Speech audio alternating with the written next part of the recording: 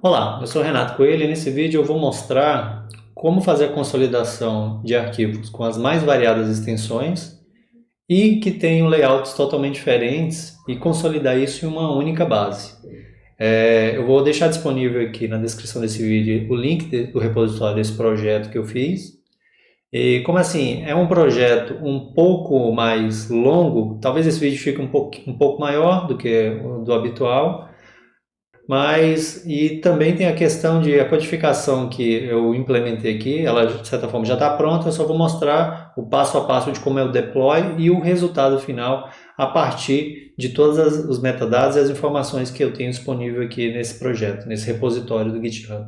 Então vamos lá para a prática que eu vou mostrar como é que seria efetivamente consolidar arquivos com extensões diversas e layouts totalmente diferentes em uma única base. Lembrando, esse aqui é um ambiente controlado, que no final das contas a gente tem um volume menor de arquivos e a gente tem um controle maior sobre a qualidade dos arquivos. Porque muitas vezes quando você vai trabalhar no dia a dia, quem trabalha com dados, quem trabalha com ETL, muitas vezes que vai fazer integrações a partir de arquivos, a gente encontra arquivos com caracteres especiais e arquivos corrompidos, arquivos que o cabeçalho começa da segunda linha em diante e por aí vai. Então, existe uma grande gama de problemas que podem existir quando você está trabalhando com arquivos no mundo real. Mas esse projeto aqui é mais conceitual mesmo, para você entender a lógica dele. E o interessante é que, com os devidos ajustes, você consegue implementar isso aqui em um ambiente um pouco mais profissional, tá bom? Então, eu vou mostrar o passo a passo aqui de como fazer o deploy do ambiente, como fazer toda a estruturação do projeto e, no final, gerar o resultado, que, no caso, é pegar arquivos que são das extensões XLSX, que é o Excel, TXT, CSV e JSON. Nessa implementação foram esses 4 tipos, mas o código que está aqui pode ser incrementado para considerar outros formatos. Isso vai depender da necessidade de cada um, tá bom? E no final vocês vão ver que a gente vai ter uma base consolidada com as informações existentes lá dentro, tá bom? E um detalhe interessante é que a gente vai utilizar notebooks do JupyterLab, a gente vai usar a linguagem Python para poder fazer toda essa consolidação em bibliotecas como o Pandas, o DuckDB, a gente vai usar o PyDentic para poder trabalhar com a parte de modelagem dos dados e alguns conceitos aqui relacionados à parte de manipulação de arquivos, utilização da linguagem SQL. Então, tudo isso está incorporando nesse projeto que eu vou mostrar para vocês aqui na prática agora. Vamos iniciar aqui o passo a passo. Como eu disse, o link do repositório vai estar na descrição desse vídeo. Aqui já tem todas as informações que eu falo, que eu explico o que consiste esse projeto.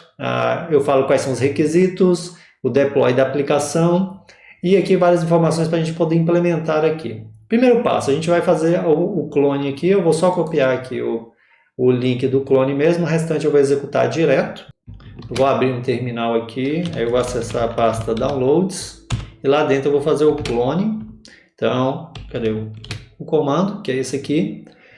Os demais passo a passo já estão todos listados aqui e depois que você preparar o ambiente e ele estiver apto, aí você já pode acessar o JupyterLab e começar a fazer as implementações. Mas primeiro vamos partir aqui para a clonagem, que é o nosso primeiro item. Eu vou baixar tudo que é necessário para esse projeto, já foi baixado. Vou acessar o repositório aqui e vou executar o Visual Studio Code, porque a gente vai usar ele para poder fazer essa implementação. E aqui, antes até mesmo de subir aqui, eu vou explicar o que a gente tem dentro desse projeto.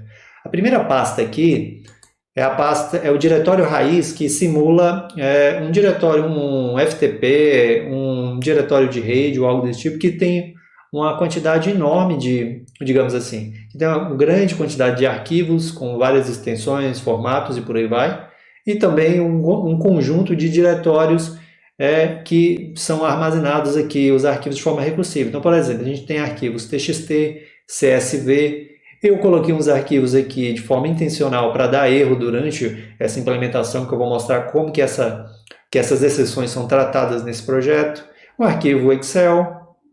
Mas também, além dos arquivos, a gente tem o quê? Tem diretórios. Então, a gente tem aqui dentro do diretório mais Excels, uma suposta imagem, um arquivo JSON, tem um diretório e depois a gente tem outros níveis aqui, tem diretório dentro de diretório. Então, no final das contas, isso aqui é simulando um diretório de arquivos, um sistema de gerenciamento de arquivos que pode ser o ponto de partida para esse projeto aqui. Nesse caso é um ambiente controlado, um volume menor, mas o interessante é como que vai ser tratado cada tipo de arquivo, cada extensão existente aqui, para que no final das contas a gente consiga criar essa única base consolidando todas essas informações, tá bom? Então essa aqui é a primeira base aqui. O nosso projeto ele age de forma recursiva, então a gente passa o path para ele e automaticamente ele já se encarrega de vasculhar todos os arquivos e diretórios existentes dentro dessa raiz aqui que vai ser passada, tá bom? Então, esse aqui é os arquivos. Na parte dos notebooks, eu tenho são 4 etapas que consistem esse processo. Eu acredito que elas são interessantes, cada uma delas, porque ela vai dando uma visão exatamente a cada passo desse aqui, uma visão de como que está o seu ambiente, como é que estão os seus arquivos, a qualidade deles e por aí vai. Então, por isso que eu achei melhor separar em 4 notebooks. Eu vou abrir um por um, vamos executar juntos aqui cada um deles e eu vou explicando exatamente o que cada um deles faz. Então, a gente tem a parte dos metadados, que é esse primeiro notebook, que ele é só o quê? É só uma camada superficial ali de todo o conteúdo daquele nosso diretório raiz. Então, ali a gente vai ter algumas informações sobre os metadados, sobre os arquivos e os metadados vinculados a eles. Depois, a gente tem a etapa de detalhes, que esses detalhes além das estruturas das informações dos arquivos, a gente vai entrar dentro desses arquivos para a gente saber quais são as colunas, quais são as abas dos arquivos que tem abas, quais são uma amostra, a amostra dos dados que existem ali. Então é uma camada mais de descoberta, onde a gente vai acessar cada um desses arquivos, a gente vai criar uma estrutura de dados, a gente vai visualizar isso antes de fazer o import, a estruturação em si, que no caso aqui a estruturação é o terceiro notebook, que ele vai ser responsável para a gente poder fazer essa consolidação em uma única base, só que um estágio antes da consolidação final, que aqui a gente vai ter uma grande tabela com todas as informações, poderia adicionar todos os metadados para a gente poder rastrear a origem daquele dado. Então aqui dentro já está, essa terceira etapa já seria o passo ali próximo de uma consolidação final. E o último item aqui, que é o último notebook, é o resultado efetivo. Porque assim, a gente vai consolidar esses dados, só que a gente tem que, a partir de uma determinada regra de negócio, a gente tem que usar um conjunto de chaves para que a gente possa fazer um agrupamento e um tratamento aplicando, sei lá, limpeza, validação de dados e algo desse tipo que vai ser feito. Então eu considero essas 4 etapas válidas e no final das contas aqui a gente vai ter uma estruturação a gente vai ter, para cada etapa dessa, a gente vai ter um resultado aqui, que eu vou mostrar no detalhe cada um deles, e a gente vai ter essa consolidação efetiva. E depois a gente tem aqui alguns componentes desse projeto, que são mais de objetos utilizados para organizar o projeto. Mas tem um ponto aqui interessante, que é a parte do requirements. Como eu disse, a gente vai usar a linguagem Python, o JupyterLab, Pandas, o DuckDB, o PyDentic como uma biblioteca para a gente poder fazer ali a parte de modelagem da estrutura. E só que aqui dentro tem todas as informações, tudo pronto, então a gente pode já começar agora. O que seria o próximo passo é configurar o ambiente para a gente começar esse processo de trabalhar com os metadados, fazer a exploração via detalhes, fazer a estruturação antes da etapa final, que vai ser a consolidação e a aplicação de uma possível regra de negócio, para a gente ter uma base final com essas informações ali já tratadas e qualificadas de uma forma mais adequada, tá bom? Então, bora lá. O primeiro passo aqui vou adicionar um terminal aqui, a gente vai dar um Python, Python 3, -m, venv, para a gente poder criar um ambiente virtual, .venv, dou Enter. Depois que eu crio, eu dou um source.venv bin activate, para a gente poder ativar. E antes de instalar as dependências que estão dentro desse arquivo de requirements, a gente vai fazer uma atualização aqui do gerenciador de pacote para que a gente não tenha nenhum problema durante a nossa implementação. Para fazer isso é fácil, a gente vai usar o pip install -u maiúsculo, pip, que a gente vai atualizar o gerenciador de pacote, vamos atualizar o setup tools, que essa biblioteca faz parte também desse processo, e a gente vai atualizar a will. E nesse caso aqui eu vou colocar o parâmetro no cache -dir, para que a gente não use o cache para poder fazer a atualização aqui dessas bibliotecas. Então eu posso vir aqui e dar um Enter.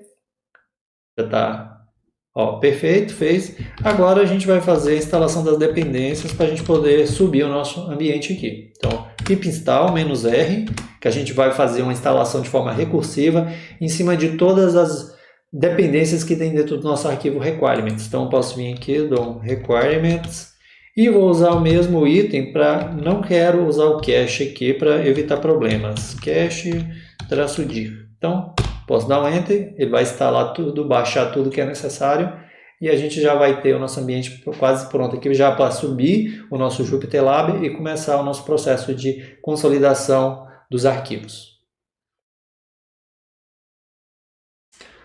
Perfeito, já finalizou a instalação de todas as dependências, então vamos começar aqui o nosso trabalho. Então, primeiro, eu vou dar um Jupyter Lab e dou um Enter. Ele vai abrir aqui, ele vai abrir aqui, abriu. Então, já abriu dentro do projeto, eu posso fechar, deixa eu fechar isso aqui. Primeiro passo, como eu comentei com vocês, então a gente tem todos os notebooks aqui dentro dessa pasta nós temos todos os arquivos que vão fazer parte do projeto, e aqui a gente pode abrir o item dos notebooks e começar pelo 01, que é a parte dos metadados. Então vou clicar nele, vou abrir, deixa eu fechar esse launcher aqui, e aqui tem toda a primeira etapa, que é responsável pela captura dos metadados, que é onde a gente vai ter uma visão preliminar de como estão estruturados, onde estão os arquivos, quais são os arquivos, quais são os metadados, quando foi criado. Então, essas informações são muito importantes. E nesse projeto aqui, até para simplificar, porque é um conceito mais didático, poderia jogar esse resultado obtido dentro de um banco de dados ou armazenar isso de uma forma mais estruturada, mas eu vou colocar dentro de um arquivo aqui, .csv, que a gente consegue abrir ele a tempo, e também a própria tela do Jupyter aqui, a gente também já vai visualizando essas informações, que a gente vai poder fazer essa análise item a item até concluir o nosso passo a passo aqui, tá bom? Então, por exemplo, primeiro passo aqui a gente vai importar na consolidação de arquivos nos itens metadados. A gente vai importar essas bibliotecas aqui, que é a biblioteca OS, a biblioteca RE, que é usada para trabalhar com expressões regulares, time, para trabalhar com hora, com data hora, o pandas, que é uma biblioteca fundamental para a gente poder manipular os dados aqui, e aqui a gente vai criar algumas funções, alguns métodos. Por exemplo, eu tenho um método aqui para poder obter metadados dos arquivos, e a gente tem um outro método que são os metadados efetivos dos arquivos. Então, o primeiro passo aqui, a gente vai executar aqui, eu posso dar um Ctrl Enter ou clicar nesse play aqui em cima, com a célula finalizada. Executou com sucesso, vamos criar no nosso contexto aqui a nossa função para a gente poder capturar os metadados dos arquivos que nós vamos passar. Então, posso rodar também, a parte que faz a vasculha, né, que vai vasculhar a nossa estrutura de diretórios para poder capturar as informações e catalogar esses dados. Aqui é os metadados do arquivo, que ele trabalha com eu passo o diretório, ele se encarrega de navegar dentro de todos os níveis possíveis para poder gerar uma fotografia do que a gente tem dentro daquele diretório raiz. Então, para isso eu posso vir aqui executar ele também, E aqui, como eu disse, a gente vai criar uma variável e vai passar um path. Nesse caso, a gente está passando o nosso diretório aqui, que é o arquivos, como eu falei para vocês, que aqui a gente tem um conjunto de informações espalhados por várias pastas. Então, eu só preciso dizer qual é o diretório raiz. Posso rodar aqui. E agora aqui a gente vai começar a brincadeira, porque ao mesmo tempo aqui que eu vou fazer a captura das informações dos metadados, eu já vou utilizar esse método aqui, DataFrame, para a gente poder criar um DataFrame do Pandas com as informações de metadados. Então eu posso vir aqui, como eu já rodei os anteriores, executei e deixa eu visualizar aqui o DataFrame. Perfeito. O que eu tenho aqui? Eu tenho o caminho, que é a estrutura lógica onde está armazenada o arquivo. Então a gente tem o caminho, tem o nome do arquivo, a extensão, o modo, esse inode aqui, que é uma identificação do arquivo em si. Tem informação de dispositivo, links, o ID, que é o usuário que tem permissão, o grupo do usuário, o tamanho do arquivo em bytes, Aí, por exemplo, aqui, ó, último acesso, informação de último acesso, última modificação, data de criação. Então, essa aqui é a nossa primeira camada, porque aqui a gente consegue ter uma noção, por exemplo, da volumetria de arquivos, a gente consegue ter uma visão das extensões desses arquivos e também até mesmo seus tamanhos aqui embaixo. Eu poderia configurar aqui para ele, dependendo do tamanho dos arquivos, poderia colocar uma padronização para ele mostrar em megas, em gigas, e já aqui a gente já teria uma noção efetiva. Essa base aqui é fundamental para o próximo passo, que é de detalhes, porque vai se basear nessa estrutura de dados que a gente acabou de criar para a gente poder, por enquanto, aqui é só a camada superficial do nosso diretório, que são aqui todos os paths possíveis e os seus respectivos arquivos com as extensões e por aí vai. Como eu disse, eu vou armazenar isso aqui dentro de um arquivo CSV, poderia ser um banco de dados para compor todo esse projeto, mas eu vou deixar ele aqui, ó, posso rodar aqui, ele já gravou esse dado, se a gente voltar aqui, ele vai estar dentro de resultados, metadados. Está aqui dentro, ó, posso abrir ele aqui, como ele está com um ponto e vírgula, é um CSV, é só eu vir aqui fazer a mudança e já vai mostrar para a gente em tela. Então a gente já tem um arquivo com todas as informações necessárias de quais são as localidades, quais são os arquivos, as extensões e os demais dados, como eu comentei com vocês. Ó. Então, isso aqui é fundamental para a próxima etapa que a gente vai fazer agora. Então, a parte de metadados ela é mais rápida, mas é fundamental para que a gente, no passo seguinte, a gente saia dessa camada superficial aqui e comece a adentrar a cada um dos arquivos para a gente saber a real situação de cada um deles. Se os arquivos estão aptos para serem lidos, lá eu vou saber se o arquivo está corrompido ou não e por aí vai, tá bom? Ó, eu vou deixar a parte da consolidação aqui aberta, eu vou fechar o arquivo, porque esse arquivo aqui ele vai servir como o input na etapa anterior. Então eu posso vir aqui, ó, nos notebooks, vou para o notebook 2, detalhes. Aqui dentro é a mesma coisa, eu importo um conjunto de bibliotecas, esse primeiro bloco aqui são bibliotecas default do Python e essa aqui são bibliotecas de terceiro que foram importadas, como DuckDB, o OpenPyXL, Pandas. E essa aqui é uma etapa inicial, então eu tenho que importar, ó, executei aqui, importei. Eu tenho um método aqui que é importar arquivo. Aí nesse caso aqui eu vou precisar, para me poder importar os arquivos, como eu falei, eu vou utilizar arquivos XLS, eu posso importar arquivos CSV ou TXT ou arquivo JSON. E se você for utilizar esse projeto e tiver no escopo outra extensão e talvez não seja contemplada aqui, é só você adicionar o que está faltando aqui. E no caso aqui, quando for passado por esse método uma extensão aqui, ele vai gerar uma exceção dizendo que o formato não é suportado. Por isso que, de forma intencional, eu coloquei duas supostas imagens dentro do diretório, porque na nossa base ali de detalhes, a gente vai ver exatamente essa informação. Ao mesmo tempo que a gente vai acessar todos os arquivos, o detalhe, saber se ele está apto para ser importado ou não. No caso, esses arquivos que vão dar esse erro, porque eles são arquivos, acho que tem o JPEG, tem o PNG que eu coloquei lá, eles não são candidatos a serem importados. Então, por isso que vai gerar essa exceção, mas vocês vão ver nessa base final dessa etapa de detalhes aqui. Então, vamos importar aqui esse método, executá-lo, que é o import arquivos. Agora, a gente tem um método aqui bem interessante, que é o amostra do atributo, que ele consiste em, depois que a gente conseguir acessar, abrir o arquivo, capturar as informações, a gente vai pegar as informações existentes dentro do arquivo e gerar uma amostra para cada coluna importada. E aqui tem uma coisa interessante, eu estou usando esse método, essa função do Python, só que eu estou usando o DuckDB para mim poder fazer isso utilizando uma query. Então eu tenho uma query SQL aqui, que eu recebo como parâmetro o atributo, eu pesquiso por ele lá na nossa base de metadados e aqui ele faz toda a estruturação para que a gente acesse o arquivo, acesse a coluna e consiga gerar as informações de metadados. Então esse amostra atributo aqui, ele gera isso para a gente. Então posso vir aqui rodar. Tem um item aqui que é esse método que é o método principal, que é o detalhes arquivos, que aí ele efetivamente Ele que vai ser responsável por fazer toda essa estruturação, a navegação dentro do arquivo, capturar essas informações válidas e a gente vai saber efetivamente quais arquivos estão aptos para serem importados ou não. Aqui é só eu vir, ó, posso executar também.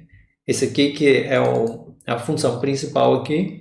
E logo em seguida a gente volta agora para a importação da lista de metadados. Lembra que no passo anterior a gente criou a base de metadados e aqui a gente vai importar ela para efetivamente saber qual é a qualidade efetiva desses nossos arquivos, se vai ser possível importar ou não. Então aqui ó, eu vou criar um data frame chamado metadados, então eu posso vir aqui e rodar ele. Se eu executar ele aqui, ó, você vai ver que é exatamente o mesmo que a gente tinha aqui na estrutura. Eu só adicionei ele aqui para a gente ver isso.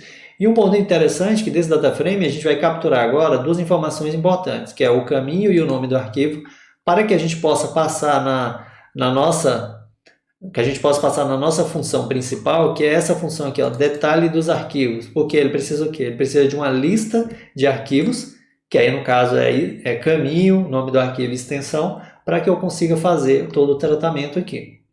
E uma vez feito isso aqui, eu já tenho a base. Eu vou criar essa lista aqui usando esse conceito aqui, usando o método zip, que ele está fazendo digamos, a concatenação do caminho com o arquivo e gerando uma lista com essa informação. Então eu posso vir aqui, ó, dar um enter, ele rodou. Vamos ver como é que ficou essa lista. Aqui, ó, perfeito. Então eu tenho o path do arquivo, eu tenho o nome do arquivo e a extensão. Então aqui eu tenho um CSV, JPG, JSON, PNG, TXT e os dois últimos aqui, X6. Lembrando, o JPG vai dar erro e o PNG vai dar erro porque esses arquivos aqui eu coloquei de forma intencional. Beleza. Agora que eu tenho a lista, eu posso utilizar o meu método principal, que é o detalhe dos arquivos, e nisso aqui eu vou obter um data frame, que é exatamente isso aqui. Então eu posso vir a rodar. Ele chamou aquela função e agora eu vou visualizar ela, classificar os detalhes dos arquivos efetivamente, classificados pelo nome do arquivo, a aba e a coluna. Então, vamos lá, eu posso rodar aqui. Perfeito, deixa eu só deslocar para cá, porque acho que fica até melhor para a gente poder visualizar. Ó, beleza, então, lembra que a nossa estrutura de metadados era só a camada superficial dos arquivos. Já aqui, o que acontece? A gente tem um arquivo, a gente tem o nome, a gente tem o path do arquivo, né? A gente tem o nome do arquivo com a extensão, a coluna, a gente tem uma amostra. Se vocês olharem aqui na função que gera a amostra, ele tem como parâmetro, deixa eu pegar aqui, ó, amostra. Você consegue definir o número de amostras. Nesse caso aqui eu cravei como 2, mas talvez numa estrutura de dados com arquivos maiores, você pode colocar para gerar uma amostra com 5 itens que estejam ali. Então, isso aqui é totalmente configurável. Com o default aqui, eu coloquei 2, mas você pode modificar. Você pode passar isso em tempo de execução e modificar isso aqui, pegar mais informações. Mas é exatamente isso. E outro componente aqui, interessante. Além de eu saber quais as colunas que o arquivo tem, que nesse caso aqui, ó, esse informações cargo txt, ele tem o cargo, o ID, a idade, o nome. E as amostras? O cargo, ó, aqui é gerente analista, esse aqui é o padrão do domínio. O ID é um número inteiro, a idade é um número inteiro, o nome costuma ser essa amostra aqui. E exatamente isso. E uma coisa interessante é que aqui, ó, a quantidade de registros que essa informação aqui tem. Como eram arquivos de amostra, todos aqui vocês vão ver com praticamente o mesmo número. Mas se fosse um arquivo grande, sei lá, de 1000 linhas, que a coluna de ID está 100% preenchida, aqui estaria 1000. Se o cargo tiver somente 500, ele iria aparecer o número 500 aqui. Então, isso aqui já é um profile para você saber qual é a qualidade efetiva, não só saber o dado, uma amostra, mas também saber qual é a qualidade efetiva da sua base, para você saber se ela está 100% preenchida, se ela tem o atributo num determinado padrão esperado. Então, essa aqui é a qualidade.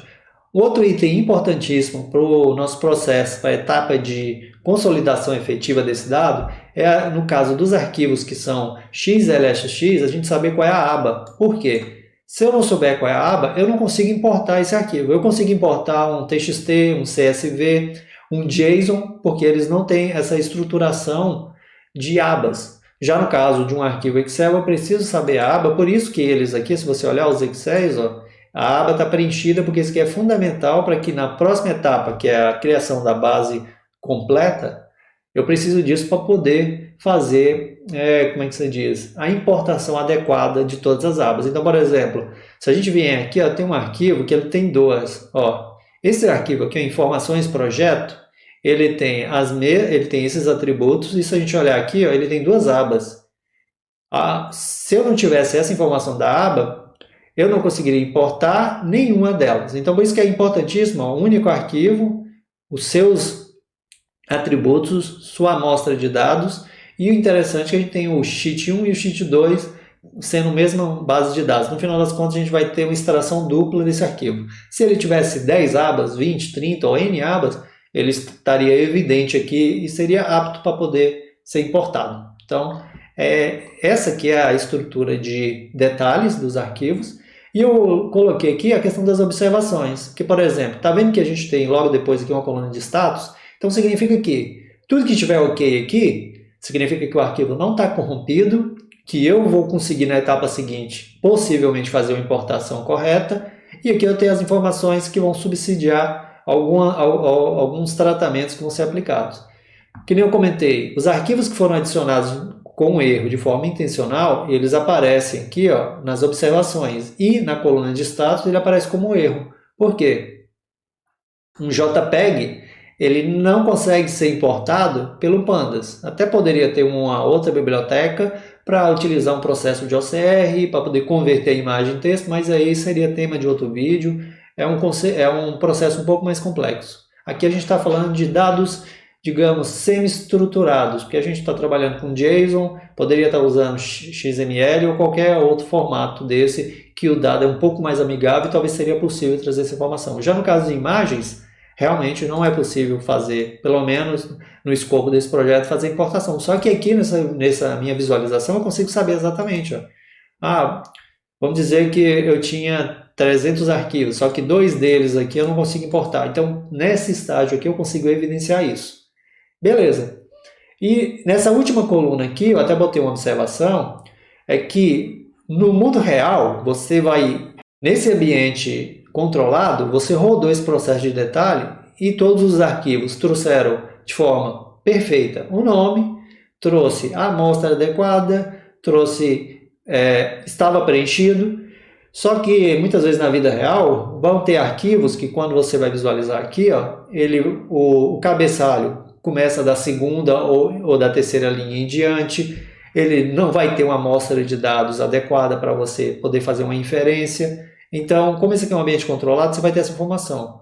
Por que eu adicionei essa nova coluna aqui e coloquei só essa observação? Porque você pode modificar o código e fazer o seguinte, fazer um tipo de tratamento para que os atributos, as informações que não vierem de formas adequadas aqui, você pode atualizar aqui, colocar o nome de qual seria o nome mais adequado para essa coluna, porque se essa coluna viesse em branco, e mesmo assim ela viesse com a amostra, a gente poderia utilizar aqui nesse estágio, talvez um modelo de LLM, talvez o ChatGPT, um Llama, qualquer outro, para a gente pegar essa estrutura de dado, passar para esse modelo e usando inteligência artificial, pedir que ele inferisse essa coluna que possivelmente veio vazia, a partir da sua amostra.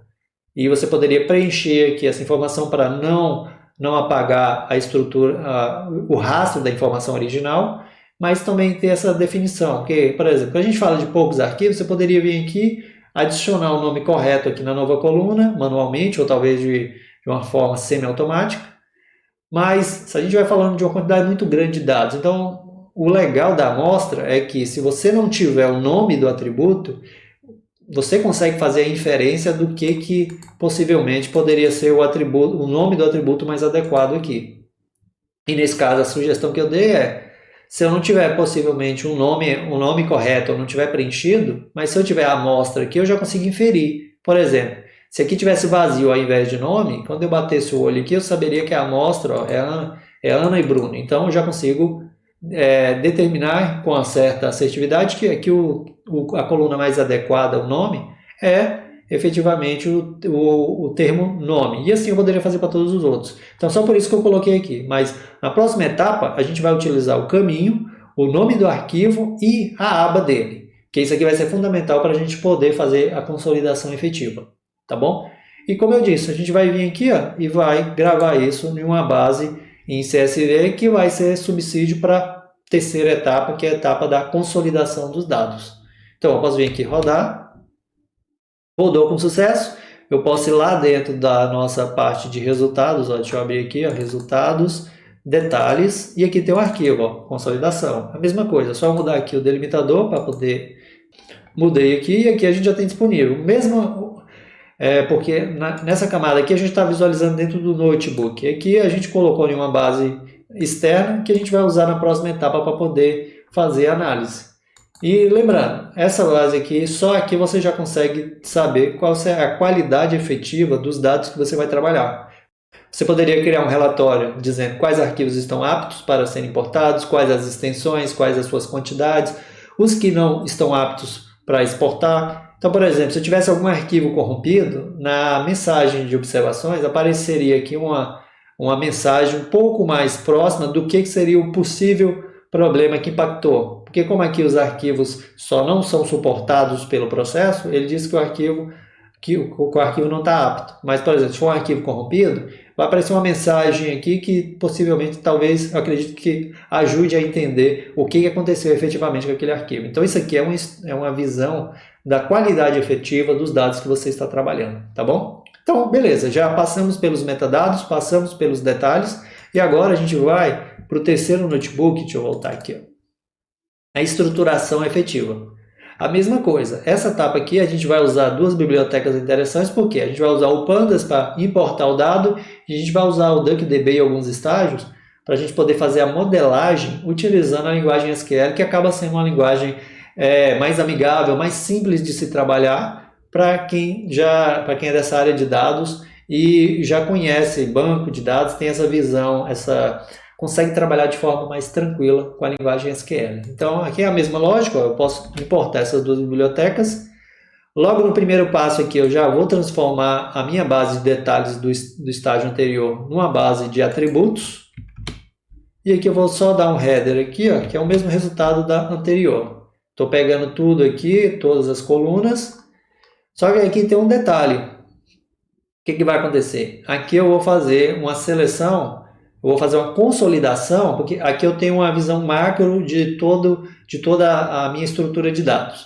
Só que agora que eu sei qual é o arquivo que é válido, eu sei quais são as abas que eu tenho que importar, quais são os arquivos, quais são as extensões, eu vou usar o SQL para me fazer o seguinte, eu vou pegar a coluna, vou pegar a amostra, para mim poder fazer a modelagem, que eu já vou explicar para vocês o porquê que isso vai ser importante. Vou pegar somente um item da amostra aqui para poder me basear. E eu vou fazer aqui o seguinte, eu não vou pegar as colunas que estiverem nulas e vou pegar somente a primeira ocorrência. E no final das contas eu só quero a coluna e só a amostra para mim poder criar a modelagem da minha estrutura de dados. Isso aqui a gente está fazendo praticamente de uma maneira semi-automática, porque a gente tem que executar esses estágios. Mas bem diferente do que se eu tivesse que fazer realmente tudo manual. Se esse código aqui ele pode ser automatizado, ele já está um passo para ser automatizado. Então, nesse estágio aqui, a gente vai definir qual é a modelagem. Por isso, ele está pegando todos os dados que nós mapeamos e vai criar uma pequena amostra para que a gente consiga converter ela numa modelagem adequada, onde vai ter o mínimo possível aqui de intervenção manual. O que a gente vai efetivamente aqui intervir é somente na execução dos estágios, tá? Então, mesma coisa aqui, eu vou executar a minha query. Como eu estou usando o DuckDB, eu vou fazer a execução dela no contexto aqui, estou armazenando em memória essa informação. Posso vir aqui. E aqui vamos visualizar o seguinte, O que acontece? Eu fui na minha base de detalhes e capturei todos os atributos possíveis e uma respectiva amostra, para mim poder, no próximo passo, criar uma modelagem. Por quê? Só que aqui eu tenho um detalhe, essa informação está de forma vertical, então a gente tem a coluna e tem a amostra. Só que para mim criar uma modelagem adequada utilizando o PyDentic, eu tenho que fazer uma tabulação de transformar a coluna, o que são em linhas nessa parte aqui, em colunas, e esse valor e a amostra virá um registro único. Para isso, eu vou utilizar o conceito de pivô dentro do Pandas, onde as colunas será essa coluna aqui que tem todos os atributos, e os valores serão a coluna de amostra. Uma vez feito isso aqui, eu posso vir aqui, executo, e agora eu vou executar ela de forma parcial aqui. Se você visualizar, eu estou aqui, eu inverti a minha matriz e eu tenho o quê? Eu tenho um CPF, só que como a gente só tinha um único registro, o que acontece? A primeira linha aqui está realmente preenchida e as demais estão vazias, nulas. No Pandas, esse NA é como not a number, então não é um número. Se comporta como se fosse um nulo de um banco de dados ou algo desse tipo. E se a gente olhar aqui o cargo, a mesma coisa para todos eles. Então, por exemplo, cargo, gerente, todos os demais aqui estão nulos. Departamento, RH, todos os demais estão nulos e assim vai para todos os atributos aqui. Agora eu vou utilizar um método aqui do Pandas, deixa eu comentar aqui e ativar ele. A gente vai usar o ffill, que seria first fill. Ele preenche o próximo. Então, nesse caso aqui, se eu rodar ele novamente, vocês vão ver o que vai acontecer. Tudo que está depois aqui, ele repete. Nesse aqui, first, preenche tudo que está depois dele. Então, nesse caso, como esse nulo aqui está antes, ele não preencheu, mas aí ele preencheu os próximos com todas as informações, e assim ele foi fazendo. Só que tudo que está antes dele, o que acontece? Tudo que está antes dele, ele manteve como nulo. Só que agora a gente vai usar uma concatenação de métodos, que é essa aqui. Ao mesmo tempo que eu estou usando o fill para preencher tudo que está depois, repetindo o dado atual, logo em seguida eu vou utilizar o before, o bfill, que está antes. Então, ele vai preencher, depois que ele preencher tudo que está depois, ele vai preencher tudo que está antes e vai possibilitar que a gente consiga, deixa eu comentar aqui, tirar. Vou rodar aqui agora, ele vai fazer o quê? Preencheu em 100%. Claro, a intenção aqui era somente eu colocar numa única linha essas informações para me ter um modelo com uma amostra de todos os atributos possíveis, para que eu possa fazer efetivamente a nossa modelagem. E para isso eu vou utilizar o conceito de iloc aqui, para a gente pegar uma única linha. Então eu posso colocar o iloc, e dentro dele eu coloco 2.1 e ele vai pegar todas as colunas, mas somente a primeira linha. Então eu posso vir aqui, rodar. E era exatamente isso que eu queria, somente uma amostra dos dados aqui. Beleza? Só que aqui ainda é somente uma visualização do dado sem nenhuma interferência aqui. Só que agora eu preciso criar a modelagem, que é exatamente essa aqui. Eu vou converter ela em um arquivo JSON com essa informação, porque logo depois eu vou ter um procedimento que eu vou converter até efetivamente, eu vou criar uma modelagem utilizando o PyDent, que ele vai criar uma classe em Python que vai possibilitar a gente fazer a consolidação utilizando os dados que foram mapeados no estágio de detalhes. Então, eu vou vir aqui, vou executar agora que eu já removi as duplicidades, peguei um único registro depois de fazer a tabulação, eu vou criar o layout modelo, que é um arquivo JSON. Então, eu venho aqui, rodei com sucesso, eu posso vir lá em resultados, modelos, aí aqui, vem aqui, abre, aí ele tem um único item aqui dentro e é exatamente do que eu preciso. Isso aqui são todos os atributos possíveis com uma amostra de cada um deles. Por isso que é tão interessante, é importante no momento do mapeamento dos detalhes, a gente pegar uma amostra de cada um das possíveis colunas para que a gente possa poder criar essa modelagem de uma forma sem intervenção manual efetivamente aqui. Então, posso fechar aqui, a gente já criou o layout.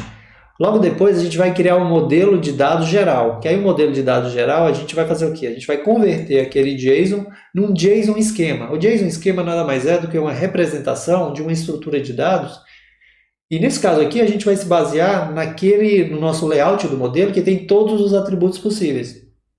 Então, por exemplo, na hipótese, se eu tivesse um diretório com milhares de arquivos e com 300 atributos comuns, 300 atributos existentes ali dentro, o que ia acontecer?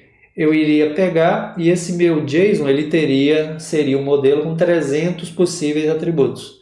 Só que nesse caso aqui eu preciso fazer a conversão dele num JSON esquema para que depois eu consiga efetivamente fazer a criação de uma classe em Python, utilizando o PyDentic, e essa que vai ser a modelagem que a gente vai poder implementar. E agora então, ó, eu já tenho o meu modelo JSON, agora eu vou criar efetivamente a nossa modelagem, só que no JSON esquema ainda. Logo em seguida eu vou converter ela numa classe em Python. Então eu posso vir aqui, ó, rodar esse, que é criando o JSON esquema do modelo, ó, ele criou aqui, ó.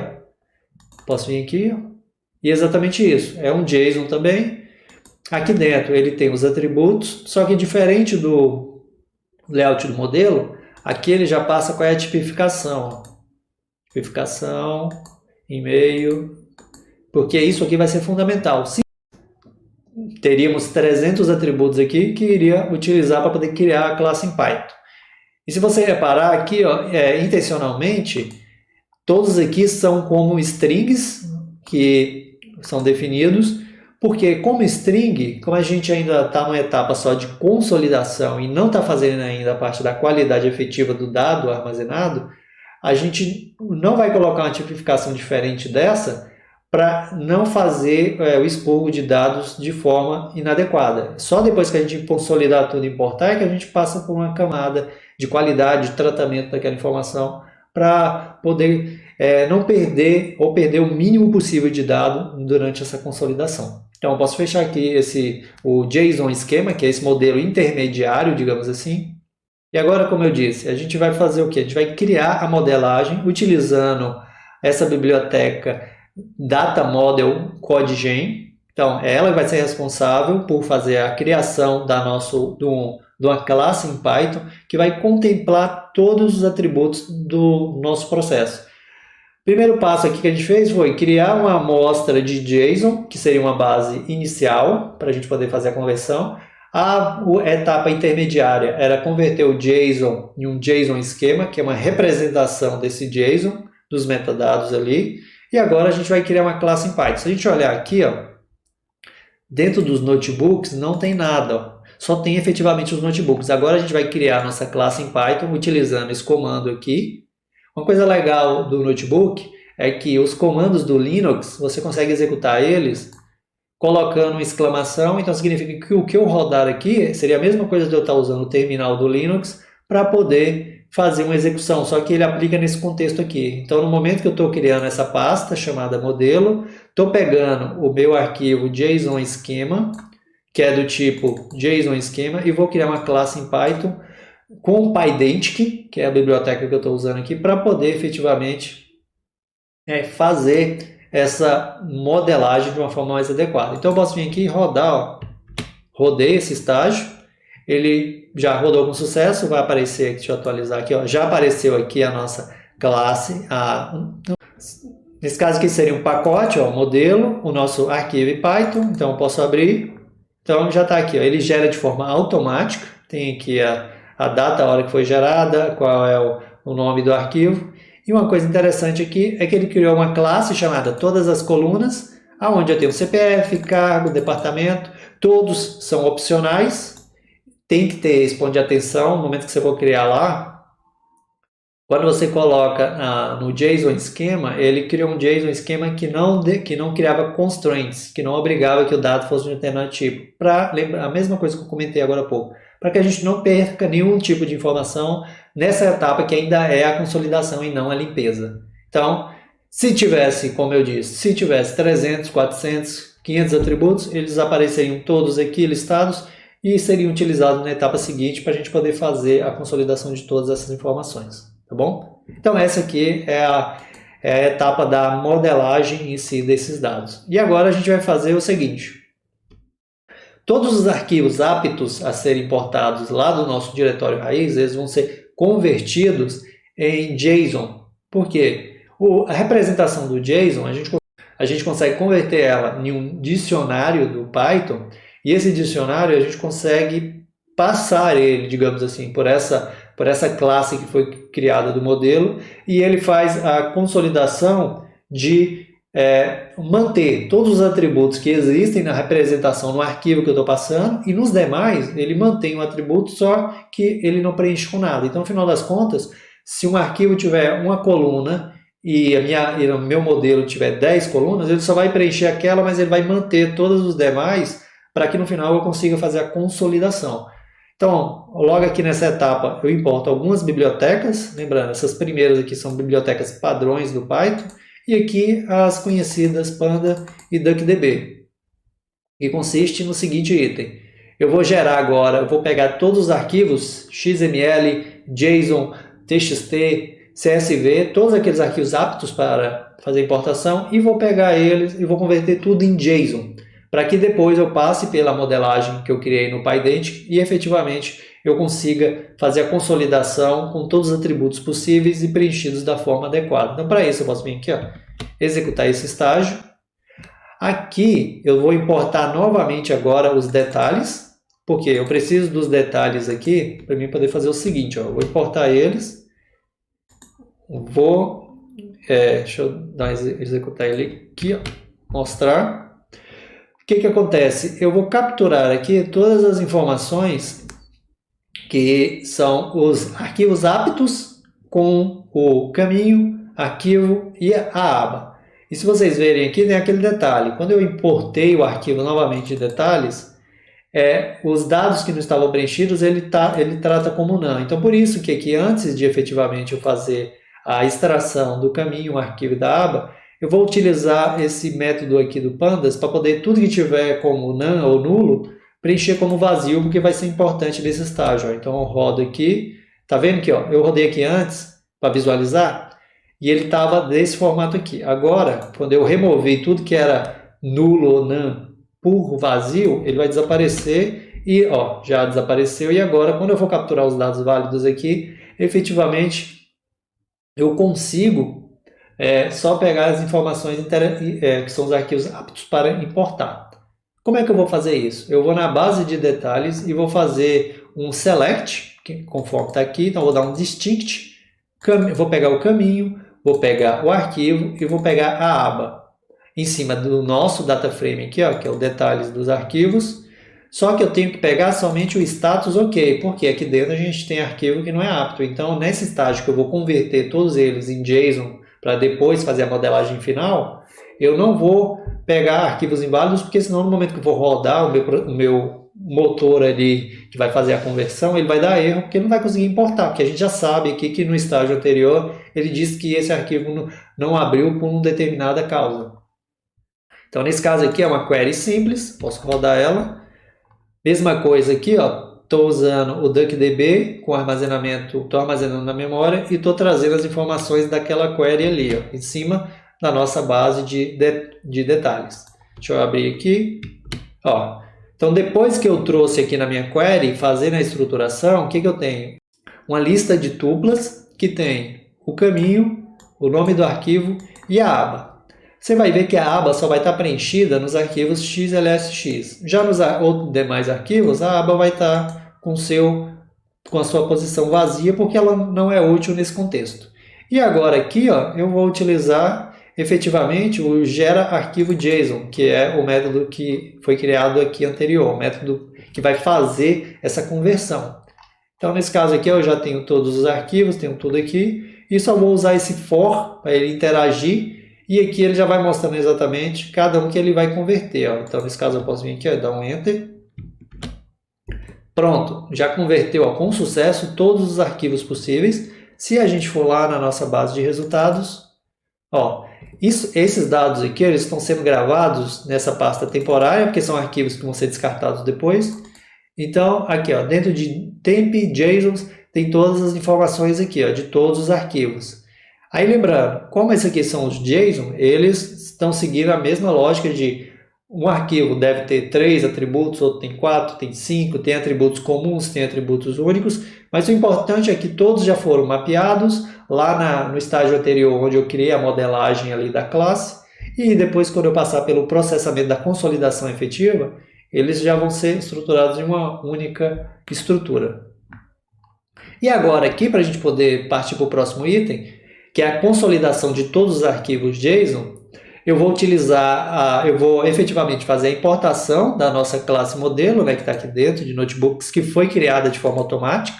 A gente não precisou aqui escrever o código em Python, ele foi gerado, de certa forma, assim, automático. E eu vou importar, ó, dentro de modelo, que é aqui, vou dentro do pacote modelo, eu vou importar a classe que é todas as colunas. Mas antes disso aqui, como ele é um módulo que foi criado, ou independente se fosse manual ou automático, o que que acontece? Eu tenho que adicionar como variável de ambiente o PythonPath fazendo referência à raiz desse módulo do nosso notebook. Da mesma forma como se eu estivesse desenvolvendo no Visual Studio Code ou codificando mesmo direto na IDE, se eu trabalho com módulos, eu tenho que dizer para o PythonPath qual é o path da localização desse módulo. Então, para evitar problemas, eu estou usando aqui como se fosse o terminal para poder criar a variável de ambiente nesse contexto, para que, no momento que eu for importar aqui essa classe que eu criei, que foi criada, ele não dê erro. Então, você poderia rodar isso aqui no terminal, mas como está dentro do próprio notebook aqui, eu achei melhor rodar ele aqui dentro, porque ele vai adicionar essa variável no contexto dessa execução e vai evitar problemas de, se eu rodasse aqui, ele iria falar que a classe não foi encontrada, o módulo não foi encontrado. Então, para evitar esse problema, eu coloquei esse aqui. Então, ó, eu vou rodar, rodou com sucesso. Agora eu posso vir aqui e importar a classe. Importou com sucesso. E agora tem os demais itens, que é listar arquivos, que acaba sendo um método genérico, que é onde eu só passo um diretório e ele vai listar todos os arquivos. Nesse caso aqui eu vou passar o diretório dos arquivos JSON lá no temp.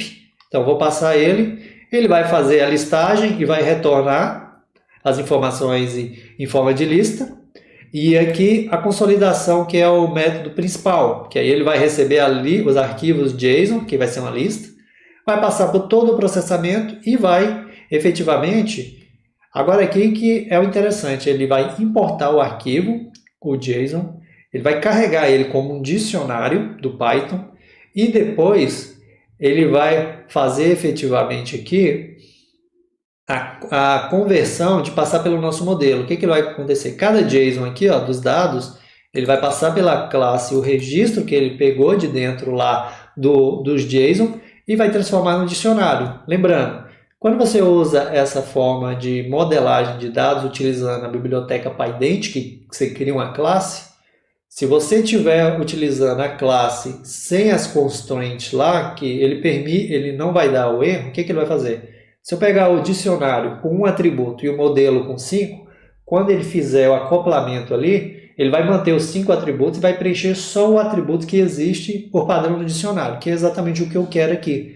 Então, por isso que ele está pegando os arquivos JSON, que viraram um dicionário, e quando passa pelo modelo, pela nossa classe aqui, todas as colunas, ele faz essa acoplamento de todos os atributos, mantendo a estrutura do modelo e preenchendo somente com os respectivos atributos que tem no arquivo de origem, que no caso aqui é o JSON, mas que lá no passo inicial era um CSV, era propriamente um JSON, um Excel e por aí vai, tá bom?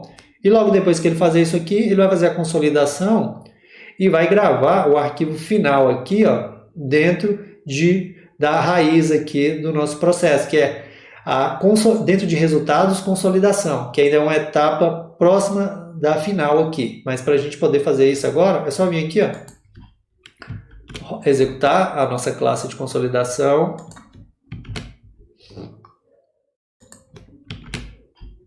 E agora aqui a gente pode usar, primeiro, eu quero os arquivos JSON, então eu vou utilizar um método que vai listar todos os arquivos JSON, e a gente sabe que os arquivos estão dentro desse path aqui. Então eu posso vir aqui, ó, rodar, deixa eu só visualizar aqui o conteúdo. Perfeito, ó, todos os arquivos JSON aqui, que no final das contas é uma conversão de todos os arquivos que eram várias extensões. E agora, para a gente concluir essa etapa aqui, é só chamar o nosso método que é consolidação, onde eu vou passar essa lista e ele vai se encarregar de criar um arquivo, digamos assim, um tabelão com todas as informações possíveis. Ó. Posso vir aqui rodar, já rodou com sucesso. A gente pode vir aqui, ó, em resultados, consolidação, e aqui nós temos a consolidação. Vou abrir aqui, ó, é só selecionar o delimitador e perfeito, ó. O que acontece? Eu tenho todas as colunas, as possíveis colunas do meu modelo, e aqui eu tenho preenchido somente os respectivos dados. Então, por exemplo, no CPF, eu tenho essas linhas aqui, que tem o respectivo CPF, no cargo, e-mail, aí, por exemplo, departamento, empresa, e por aí vai para todos os demais atributos. Aí agora a gente já finalizou esse estágio da consolidação. E a gente vai para o último step, que acaba sendo mais tranquilo aqui, para a gente poder já concluir esse vídeo. Nesse caso aqui, muitas vezes vai depender da regra de negócio que vai ser aplicada em cima dessa estruturação de dados. Por quê? Por exemplo, se a gente olhar aqui, ele ficou uma base muito esparçada. Então a gente tem CPF, tem vários itens vazios, tem cargo, então tem muitas informações faltando aqui. Então, tem a necessidade de identificar uma regra de negócio que vai ser utilizada para consolidar esse arquivo e trazer essas informações. Como a gente, se bater o olho aqui, a gente sabe que um atributo aqui que está bem preenchido é o atributo ID, que acaba sendo um identificador único aqui. Então a gente poderia partir dele para poder fazer a consolidação, mas isso aqui é só uma representação simples, simplificada desse processo. Você pode utilizar as mais variadas regras de negócio para consolidar e também fazer tratamentos. E nesse caso aqui eu vou usar a linguagem SQL para que a gente sintetize isso tudo aqui em uma única base para que a gente consiga concluir esse nosso projeto. Então eu posso vir aqui e fechar e vou lá nos notebooks. Eu vou abrir o último agora só para a gente poder finalizar aqui essa etapa. Notebooks, consolidação resultado. E a mesma coisa, essa aqui é a etapa final. Então eu vou importar as duas bibliotecas, DuckDB e Pandas. Vou importar aqui a nossa consolidação, que é aquela base que tem todo aquele espaçamento, mas que está numa única estrutura. Então posso vir aqui, rodar, vou só visualizar aqui, ó, é exatamente aquele dado lá. Então a gente tem muito espaçado aqui, ó. Tem só algumas colunas de CPF, só tem algumas linhas de CPF, algumas linhas de cargo, e o que a gente viu aqui que tem uma consistência maior é o ID, tem a idade, tem um ano, mas a gente vai se basear no ID aqui, considerando que o ID é único para cada um desses clientes dessa base, tá? E agora, para a gente poder fazer a conclusão, a gente vai usar a sintaxe SQL e um conceito muito simples aqui. A gente, como eu disse, aqui é uma parte simplificada dessa consolidação desse dado e de um possível tratamento. Para simplificar, na minha regra de negócio, eu vou assumir que eu quero agrupar por todos os IDs e eu quero trazer o max aqui, ó, o max do CPF, o nome, idade, max para todos. Por quê? Quando a gente trata utilizando o max ou min, automaticamente ele desconsidera tudo que é none ou tudo que for nulo. Então, por exemplo, se a coluna tiver somente um único registro, ele vai retornar tanto no max quanto no min, mesmo que os outros sejam nulos. Então, isso aqui é uma abordagem interessante que a gente consegue fazer uma limpeza aqui já no momento que a gente vai agrupar o dado. Então, lembrando, a chave principal aqui é o ID e todas as demais aqui eu estou utilizando de maneira muito simplificada para ele pegar o registro, o registro assim, max, que seria a ocorrência com maior valor. No caso aqui ele faz, no caso da idade, ele pegaria a maior idade, se caso tivesse IDs, ID 1 com ID 1 com a idade 30, o ID 1 com a idade 32, então ele pegaria sempre o maior. Mas no caso aqui, como a gente sabe que todos aqui são incomuns para cada um dos usuários, nesse conceito não tem problema. Então só o que eu faço aqui agora é o seguinte, eu vou aplicar a regra de negócio que está nessa query, que eu estou agrupando pelo ID, pegando o max de todos os demais atributos, em cima da minha base de estruturação que eu fiz, e estou dando um group by pelo ID e ordenando só para que ficar de forma visual mais interessante. Então, ó, eu rodo a query, faço a mesma aplicação que foi feita nas etapas anteriores, utilizando o DuckDB, jogando esse dado em memória de forma temporária, executa aqui, e depois de todos esses passo a passo, desde a parte dos metadados, detalhamento e estruturação, a gente chega nesse resultado aqui que eu quero mostrar para vocês, ó, que é exatamente isso. Então, todo esse trabalho que a gente fez foi para, no final das contas, a gente gerar essa OBT aqui, que seria On Big Table, que seria uma base única com todas essas informações. Então, Aqui a gente tem as informações agrupadas pelo ID, CPF, nome, idade, e-mail e por aí vai, até aqui no final as informações. Lembrando que isso aqui é oriundo de todos aqueles arquivos que eram TXT, CSV, JSON, X6 e poderiam ser vários outros formatos que só deveriam ser incorporados nesse processo. E no final aqui a única coisa que eu faço agora é converter esse data frame em um arquivo final que poderia estar mandando isso para um banco de dados, poderia estar mandando isso para um Elasticsearch ou para qualquer outra forma de armazenamento, talvez numa nuvem, num S3 e por aí vai. E se a gente voltar lá na nossa parte de resultados, aqui ó, consolidação final, se eu abrir vai ser exatamente aquele mesmo resultado ali. ID, CPF, nome, idade.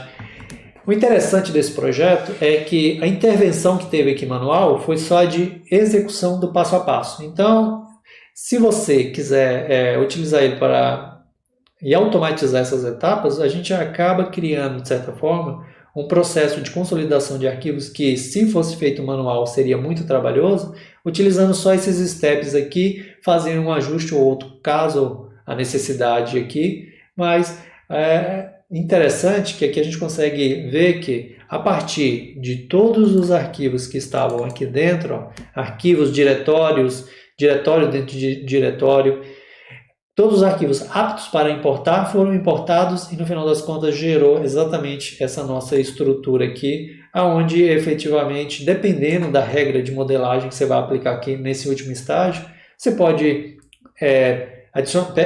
capturar mais informações que tem lá dentro, ou então remover dados de uma forma, tratar, fazer algumas validações e no final das contas gerar essa informação. Tá bom? Como eu disse, foi um vídeo relativamente grande, onde eu mostrei o passo a passo de todos os steps, mas o interessante aqui é que ficou claro que é possível pegar uma gama de arquivos oriundos de um diretório, de um local de um servidor de armazenamento de arquivo, consolidar isso tudo em uma base com o mínimo possível de intervenção manual, e nesse caso aqui consolidando esses dados de uma maneira mais interessante aqui e talvez muitas vezes até menos trabalhosa do que se isso aqui fosse feito manualmente, step a step, fazendo uma análise, sei lá, visual do dado, fazendo os tratamentos, um ETL um pouco mais pesado. Então, se você gostou desse vídeo, deixa seu like, compartilha. O projeto vai estar na descrição desse vídeo aqui e até os próximos. Muito obrigado.